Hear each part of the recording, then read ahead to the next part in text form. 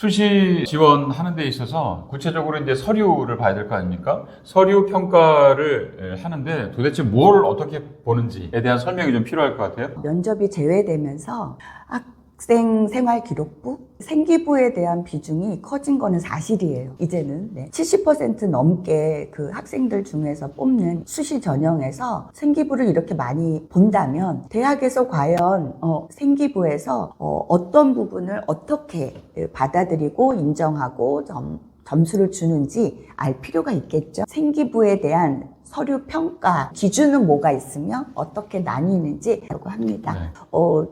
학업 역량. 학업 역량을 보는 이유는요, 우리 대학에 들어와서 과연 정말 좋은 교수님들이 알려주시는 거, 가르쳐 주고 싶은 것들을 잘, 쏙쏙쏙쏙 잘 배울 수 있느냐, 자기 것으로 만들 수 있는가, 그걸 보는 거예요. 여기서 중요한 게 학업 성취도입니다. 그리고 태도하고 의지입니다. 이런 부분들은요, 우리가 앞서서 알아봤던 교과 세트, 담임선생님이 적어주시는 행동 특성 및 종합 의견에도 이런 부분들이 다 나타나 있어요. 그래서 관리를 잘해야 된다는 거고요. 그리고 학업 역량을 보는데 또 중요하게 생각하는 게 전공 분야 학습 경험과 교육 활동입니다. 여기서 나오는 게 뭐라고요? 전공 분야. 그렇다 보니까 고등학교 1학년 1학기 때 전공을 정하라는 거예요. 이렇게 다 대학에서는 이렇게 보겠다 그러고 이런 것들이 다 그 생활기록부에 다 기재가 된다. 널리 알리고 있는데도 불구하고 우리는 이거를 무시하고 있다고 봐도 되겠죠. 그러다 나중에 큰 코 다치는데 정말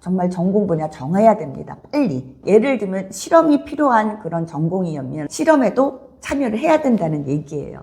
그렇고 교육 활동에도 얼마큼 아이가 자발적으로 주도적으로 참여했는가를 생활기록부 상에서 보고 싶어 합니다. 보기도 하고요. 그 다음에 두 번째가 너무 재미있는 게 전공 적합성이에요. 이 친구가 얼마나 전공에 가까운 활동들을 했는지, 고등학교 생활을 보냈는지에 대한 거를 보게 된다는 거죠. 그러니 전공 안 정하고 고등학교 생활 보내면 안 된다는 거예요. 제가 그렇게 이야기를 했는데도 아이들이 학원만 왔다 갔다 거리고 부모님들도 이러고 있으니 서류 평가에 반드시 이런 전공에 관련된 것들을 과목 선생님, 담임 선생님이 적어주고 싶어도 쓸 게 없는 경우가 너무 많아요. 그래서 나중에 보면 수시 지원할 때 이걸 왜 안 했을까요? 선생님 저 왜 몰랐을까요? 이런 경우가 너무 많으니까 제 이야기를 듣고 계시는 그 부모님들이랑 학생들은 제발 전공 미리 정하시기 바랍니다. 한 2개 정도로 약간 유관한 그 관련된 전공을 반드시 정해야 됩니다. 전공 정할 때도 앞으로 내가 가지고 싶은 또 가질 계획이 있는 진로하고 전공은 반드시 연관되어야 됩니다. 관계가 있어야 됩니다. 그 다음에 이제 세 번째, 인성인데 사회적인 역량인데 이 인성을 과거에는 첫 번째로 두었죠. 성실, 인내, 꾸준 뭐 이렇게 여러 가지요. 그렇죠. 그랬는데 지금 그게 필요 없다는 얘기가 아니에요. 무슨 얘기냐? 기본 중에 기본이 되었다는 얘기. 이제는 이 부분이 없으면 아예 대학도 들어오지 말라는 얘기입니다. 그런데 여기다가 플러스해서 얼마큼 소통하고 있는가, 얼마나 그 다른 사람들과 그 협업이 잘 되는가, 협동을 잘하는가, 그리고 자기주도적으로 학습하고 자기 개발을 하는가, 이런 부분들이 다 생활기록부에 나타나 있어야 되고 그것들을 많이 참고를 본다라는 겁니다. 끝으로 발전 가능성입니다. 근데 이 발전 가능성에서도 자기 주도성, 창의적이다, 글로벌 리더로서 논리적 사고, 이거를 전부 다 보는 건 아닙니다. 이 부분도 역시 전공과 진로하고 관련된 어떤 특별한 역량들을 더 요구하게 되죠, 대학에서. 그래서 혹시 대학에서 창의적인 문제 해결, 글로벌 리더, 논리적 사고, 그렇다면 전공 하나만 들어서 본다면 어떤 사례를 말씀드릴 수 있을까요? 특정 전공을 이야기하기보다는 어떤 프로젝트, 어떤 문제가 생겼다, 네네네. 아니면 본인이 주도적으로 네네. 어떤 교과목에 대해서 네. 내가 이런 것들을 본인이 전공을 하는데 네네. 어떤 이런 이슈죠, 테마 네네. 이런 것들을 네. 내가 이거 한번 해보겠습니다.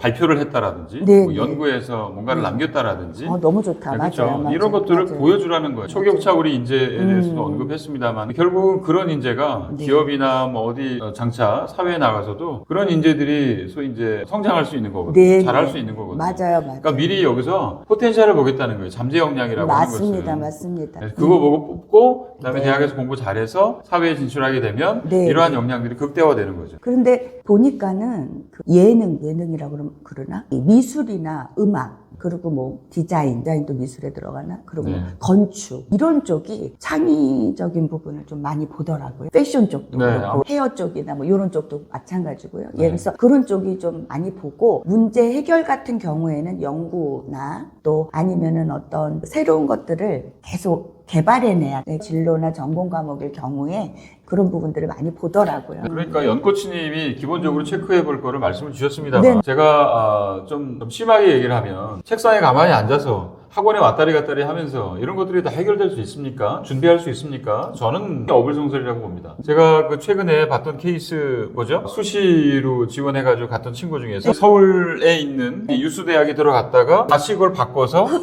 다른 그렇죠? 네, 들어갔습니다. 본인이 맞지 않았던 거예요. 반수를 하면서 수시로 해가지고 들어갔어요. 보통 반수하거나 재수하거나 이러면 정시로 들어가게 정시로 되는데 갔죠. 이 친구는 수시로 갔거든요. 왜 그렇습니까? 이러한 여러 가지 한 4가지 요소들을 잘 맞춰서 준비를 했기 때문에 가능한 것이거든요. 했기 때문에 얼마든지 굉장히 이 친구는 우수한 성적에 네, 들어간 네, 걸로 제가 알고 수시로, 있습니다. 네, 예, 네, 바로 할수 이런 있어요. 것들입니다. 네, 이러한 네. 노력이 필요하다라는 이야기입니다. 네, 그래서 저걸 좀 알고 미리미리 준비하는 게 좋겠다. 지금 사회에서는 그리고 대학에서는 이런 관점으로 보고 있는데 우리가 보여야 할 우리가 그리고 인정을 받아야 될 우리가 이렇게 하나하나 챙기지를 못해서 기회를 놓치거나 그리고 아이들이 좌절하거나 이런 일은 없어야 되잖아요. 그래서 네. 부모님들도 조금만 공부하시고 잘 챙겨주시면 좋겠습니다. 네, 오늘 굉장히 유익한 시간이었습니다. 고맙습니다.